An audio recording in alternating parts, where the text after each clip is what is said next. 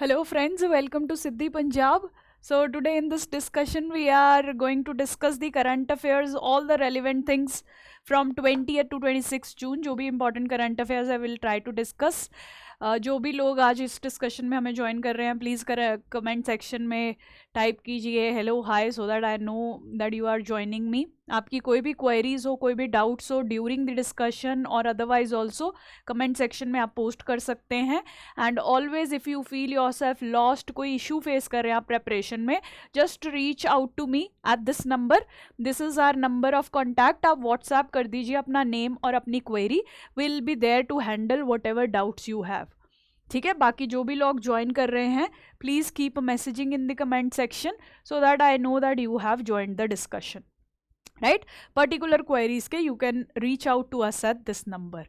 Right, सो आज also again we are going to discuss a number of topics for today's discussion. I will just enlarge a bit ताकि आपको screen properly दिखे. Again जो बच्चे कहते हैं कि थोड़ा स्क्रीन में थोड़ा कंटेंट कम दिखता है, so again I would advise कि आप अपने फ़ोन को इस मोड में देखिए. इस तरीके से the wider picture is there. अगर आप ऐसे देखते हैं तो काफ़ी छोटा कंटेंट और वीडियो हो जाती है. सो अगर विजिबिलिटी में कोई इशू आए, I have enlarge the content also. You put your camera like this also ताकि विजिबिलिटी और इम्प्रूव हो. फिर भी अगर कोई इशू हो, again message me, I will try to find up alternatives for you as much as possible. ठीक है, so we will be discussing these topics highly important for your examination. एक एक करके सारे डिस्कस करेंगे. प्रीलिम्स मेंस हर paper में इनकी significance है. राइट, और इनमें से सबसे important project, the first thing that we have to discuss is the great Nicobar project. Right, the great Nicobar project. Right, so see, this project is very important. Let's discuss the Great Nicobar project in great detail. Right, so Great Nicobar क्या है? आपके Andaman Nicobar islands का southern tip का area बनाता है. Now the government has introduced 72,000 crore worth of project to develop the great Nicobar island. इस project में 4 areas पे मेनली फोकस किया जाएगा. Number 1, a township will be developed in this area. Number 2, a transshipment port will be developed for facilitating movement of ships. Third, एक international airport बनाया जाएगा so that easier flights and movement is there. And number 4, solar based power plant यहाँ पे setup किया जाएगा. Right, now इसका M क्या है, सिग्निफिकेंस क्या है, why is this port being developed? So you see the main aim of these projects is to utilise the strategic location of great Nicobar. Great Nicobar अगर आप देखें, हेड ऑफ मलाक्का स्ट्रेट जो कि एक चोक पॉइंट माना जाता है इंडियन ओशियन का, वहां पे सिचुएटेड है. सो इंडिया की सिक्योरिटी इंटरेस्ट के लिए, मैरीटाइम इकोनॉमी के लिए एंड चाइना को काउंटर करने के लिए जिसकी इंडियन ओशियन में प्रेजेंस बढ़ती जा रही है, this great Nicobar project is of high significance for India. Right, सो इसीलिए इंडिया इस पे बहुत फोकस कर रहा है. But again there are lot of challenges in implementing this project. सबसे बड़ा चैलेंज है कि कैसे हम अपनी सिक्योरिटी और इंफ्रास्ट्रक्चर डेवलपमेंट की नीड्स को बैलेंस करें with environment protection, biodiversity conservation and our security interest and also the interest of the tribal communities that are living here. Right, so major challenge क्या है? The trilemma of the challenge, infrastructure development versus environmental and biodiversity rights and the rights of the tribal community. तो इन 3 चीज़ों को कैसे government balance करेगी, that we have to see. Right, ये एक area है which is home to pristine evergreen forest. बहुत बड़ा एरिया, 10 लाख के करीब यहाँ पे फॉरेस्ट कट किए जाएंगे फॉर दिस प्रोजेक्ट. यहाँ पे जो डोमिनेंट ट्राइबल कम्युनिटीज़ हैं, शोम्पियान्स एंड निकोबारीज, उनके पे ऊपर भी इम्पैक्ट पड़ेगा because of this project. And बहुत सारे rare species are surviving in this area, जैसे कि लेदर बैक टर्टल या ऐसे बहुत सारे rare species है who are living in this area of Great Nicobar. Right, so because of this project all of them will be impacted and that is why this is in news. तो parliament में देखिए आपकी government ने कहा है that they will be compensating all the loss that is there in Great Nicobar by creating, by creating forests in Haryana. But this is again a very big issue. कैसे आप निकोबार में जो लॉस हो रहा है वो हरियाणा में कंपनसेट करेंगे? These are evergreen forests that have been there for thousands of years. Thousands of species are surviving on these forests. यहाँ आप एक ट्री फेल करेंगे, you are killing crores of worth of natural wealth. वो आप हरियाणा में कैसे plant करेंगे? Second issue is transparency in the project clearances is very low. Third issue, जैसे मैंने कहा, the rare species are huge in this area. उनके लिए गवर्नमेंट क्या करेगी? अभी तक कोई कंक्रीट प्लान सामने नहीं आ पाया है. मेजर टर्टल्स का रेस्टिंग नेस्टिंग ग्राउंड है ये एरिया, जहाँ this is hugely problematic, right. सो उसको भी हमें देखना है, right. Now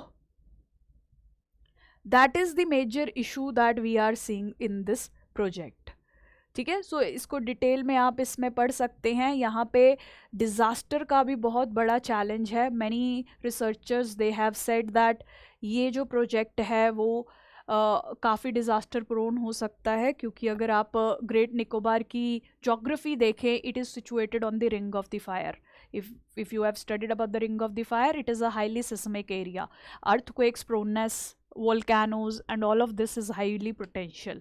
So future mein this area can see the impacts of disasters also because of the development processes that we are following, right? But ये project बहुत ज़्यादा important है आपके examination perspective से, so study it very carefully, right? Share the video also with your friends who can benefit from this video, क्योंकि ये project हमारे national के लिए important है, हमारे एग्जाम्स के लिए भी बहुत important है, right? So remember it. Next है the elderly are ailing alone and struggling. So elderly population in India is increasing, right? So elderly population से related concerns are also increasing. So one latest data is highlighting the concerns related to elderly population. So you see a latest study है, HelpAge India की study है. What is this study saying? If you talk about the financial dependence and independence, majority जो elderly है वो अपने बच्चों पे dependent होते हैं for their finances. उनको अगर पैसा चाहिए, रोटी कपड़ा मकान, whatever they need, now they are dependent on their children for their financial wealth, right? अगर यहाँ डाटा देखें फ्रॉम द स्टडी स्टेट्स, जितने भी लोग इसने स्टडी किए उसमें से just 15% of them had a source of income, and बाकी सब you see rest of the population 85% is dependent on their children or other areas. And 15% में से अभी अगर आप देखें 24% men are financially independent while only 7% women are financially independent. तो मतलब elderly में से भी ज़्यादा impact किस पे है? women पे, right? They do not have financial independence. And 29% को ही उनके चिल्ड्रन सपोर्ट करते हैं, यानी कि बाकी बच्चे का क्या हुआ? 15% ये हो गए, 29% या 30% के अराउंड देयर, बाकी 55% का क्या है? That means they might be struggling, dependent on government और अदर पॉलिसीज और NGOs for their survival, right? सो सबसे बड़ा इशू एल्डरली का क्या है? Financial independence is lacking, right? अब तो फिर भी बहुत अवेयरनेस बढ़ रही है about pension, about insurance, about savings and all, but earlier times pe this was an issue. So elderly, they are suffering from the lack of financial resources and independence. Second major area there they face problem is health area, right? So health में भी आप देखिए at least 79% have been surveyed under government hospitals. ठीक है, मतलब 80% के around elderly का सर्वे किसी टाइप का हुआ है गवर्नमेंट हॉस्पिटल्स में. उनमें से अगर आप देखें जस्ट 31% हैड हेल्थ इंश्योरेंस. जितने भी इन्होंने स्टडी किए हेल्थ इंश्योरेंस सिर्फ 31% एल्डरली के पास है, बाकी are lacking the health insurance services also. पैसा भी नहीं है, बुढ़ापे में कोई बीमारी आ गई तो कवरेज भी नहीं है, राइट? देन वेरी फ्यू यानी कि 15% have geriatric facilities. Geriatric facilities होता है कि बुढ़ापे में उनको जो सपोर्ट करे, हेल्प करे, ऐसे कोई लोग होने चाहिए, यानी कि केयर गिविंग के लिए नर्सिंग फैसिलिटीज वगैरह. So only 15% knew about it और कैन अफोर्ड इट, ठीक है, इससे ज़्यादा लोग तो जानते भी नहीं है और अफोर्ड भी नहीं कर पाते हैं, right. Then 50% of elderly who were studied they had one or more non communicable diseases, जैसे किसी को डायबिटीज़ होगा, हार्ट का इशू होगा, आर्थराइटिस हो सकता है, पल्मोनरी डिसीजेज हो सकती हैं, राइट. सो जितने भी एल्डरली स्टडी किए इस स्टडी ने many of them were found to be having serious health issues, right. So this is kind of some data that you can use in your answers, right. सो इसीलिए इसको sidelines पे लिखिए, elderly topic काफ़ी important हो जाता है. UPSC के qualifying English के पेपर में इस पे ऐसे ऑलरेडी आ चुका है. कभी भी ये टॉपिक जो है आपके जीएस आंसर्स और एसेस में भी अपीयर हो सकता है. So prepare it well for future. Society के सेक्शन के लिए नेक्स्ट अगेन सोसाइटी के सेक्शन से टॉपिक है caste discrimination. So as you know India में as old caste discrimination has been very high, right. वैदिक एरा से शुरू करके we have been suffering from the caste based discrimination and that discrimination has not ended in India even today. Even today we see that caste discrimination is high in India. और उसकी latest example we saw in Tamil Nadu where school में ही बच्चों ने caste basis पे एक दूसरे को मार पिटाई की और we have lost lives also, right. In response to this incident a committee was formed. के Chandru committee has been formed to suggest reforms कि स्कूल्स में ऐसे क्या रिफॉर्म्स लाए जाएं कि ऐसे मर्डरस इंसिडेंट्स दोबारा ना हो, राइट. तो इस कमिटी की रिकमेंडेशंस हमारे लिए इंपॉर्टेंट है. You can keep these recommendations with you. Ethics या जीएस के आंसर्स में आप इसे यूज कर सकते हैं. So let's see what are the recommendations. First recommendation है, देखिए कास्ट बेसिस डिवाइड जो शो करे ऐसी सारी चीजें इस कमिटी ने प्रोहिबिट की हैं, राइट. सो पहले ये कहते हैं कि ऐसे कोई भी रिस्ट बैंड्स, रिंग्स, तिलक्स जो किसी की कास्ट शो केस करते हैं, राइट. कई लोगों कई एरियाज में ये ट्रेंड है कि caste basis wearing of some symbols is there. तो ये लिमिट करती है कि जो कास्ट डिस्प्ले करे आपकी आउटराइटली ऐसे सारे सिंबल्स को आप खत्म कीजिए. पहले तो स्कूल्स में specifically student should not be allowed to wear such symbols, right. Second इन्होंने दिया है कि स्टूडेंट्स के बाईसाइकिल्स भी, यानी कि स्टूडेंट्स जो भी मोड ऑफ ट्रांसपोर्टेशन यूज करते हैं उस पे भी उनकी कास्ट हाईलाइट नहीं होनी चाहिए, राइट. बेसिकली हमें कास्ट छुपा के रखनी है सो दैट कास्ट के बेसिस पे वायलेंस ना हो, डिस्क्रिमिनेशन ना हो. थर्ड, स्कूल नेम्स या गली के नेम्स कास्ट के बेसिस पे नहीं रखे जाने चाहिए क्योंकि उससे कास्ट डिवाइड्स वाइडन होंगे. देन बच्चों की कास्ट कॉन्फिडेंशियलिटी मेंटेन रखें ताकि बाहर पता ही नहीं हो कौन किस कास्ट का है. कास्ट जैसा कॉन्सेप्ट नहीं पता होना चाहिए, राइट. सो उससे ऐसे वायलेंट एक्ट्स को हम प्रोहिबिट कर सकते हैं according to this committee. Next ये कहती है कि एक सोशल जस्टिस मॉनिटरिंग कमिटी बनाई जानी चाहिए which will give us the guidelines कि कैसे ऐसे कन्फ्लिक्ट्स को ठीक कर सकते हैं, फ्यूचर में क्या रिफॉर्म्स या एफर्ट्स लाने चाहिए हमें धीरे धीरे करके, जिससे लॉन्ग टर्म में इस इश्यूज को हम सॉल्व कर सकें. नेक्स्ट है, इन्होंने एजुकेशन में भी रिफॉर्म्स लाने के लिए सजेस्ट किया है क्योंकि सिर्फ कॉन्फिडेंशियलिटी रखने से चीज़ें चेंज नहीं होंगी. जब तक मेंटालिटी नहीं चेंज होती तब तक चीज़ें चेंज नहीं होंगी. सो they have suggested revise BEd diploma syllabus ताकि इंक्लूसिविटी, इक्वालिटी की तरफ आपकी सोच जाए और डिविजन्स, डिस्क्रिमिनेशंस कम हो पाए, राइट. वैसे this is the real step. ये तो सब बैंडेज टाइप है. जब तक आप मेंटेलिटी पे वर्क नहीं करते ये सब चीज़ें वर्क नहीं कर पाएंगी. किसी ना किसी तरीके से किसी ना किसी की कास्ट तो रिवील हो ही जाएगी, right. Finally they are saying a uniformed social justice students force.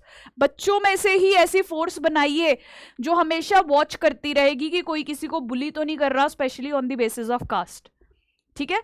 सो वैसे तो इंडिया में एनसीसी वगैरह ऐसी चीज़ें बहुत एग्जिस्ट करती हैं, बट यहाँ देखिए मेजर, ये कमिटी की रिकमेंडेशंस ठीक है बट मेजर रिक्वायरमेंट है सेंसिटाइजेशन, दिमाग में आइडियाज चेंज करना, सोशल सेंसिटाइजेशन. छोटे बच्चों से शुरू करके पेरेंट्स तक हमें वो सेंसिटाइजेशन लेके जानी है ताकि कास्ट का आइडिया रूट ही ना ले पाए हमारे नई जनरेशन में, right. So that is the major step I think that is required, right. So in long term what you actually need is responsible political setup, क्योंकि पॉलिटिक्स ही सबसे पहले कास्ट को आज तक एंट्रेंच कर रही है।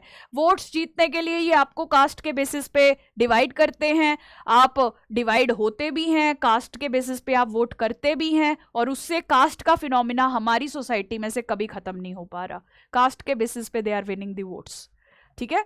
सो सेंसिटाइजेशन के साथ साथ vote bank politics, caste based politics has to be ended and the change has to start from the village level itself. छोटे विलेज से शुरू करके हमें चेंज लाना शुरू करना पड़ेगा, ताकि पूरी कंट्री लेवल पे हम चेंज, स्टेट लेवल पे चेंज देख सके, right. That is the major requirement, ठीक है। ये रिकमेंडेशंस लिख के रखो, काम आएंगी आंसर राइटिंग में, right.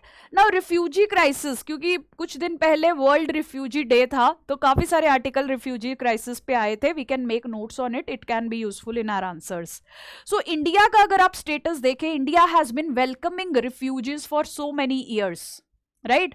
So you see after independence India Pakistan के रिफ्यूजीज, तिब्बत में भाग के आए हुए रिफ्यूजीज, बांग्लादेश फॉर्मेशन के टाइम 1971 में बांग्लादेश के रिफ्यूजीज, इंडिया में सालों पहल जूज, जोरेस्ट्रियंस, ये सब भी आए थे रिलीजियस परसिक्यूशन को भाग के।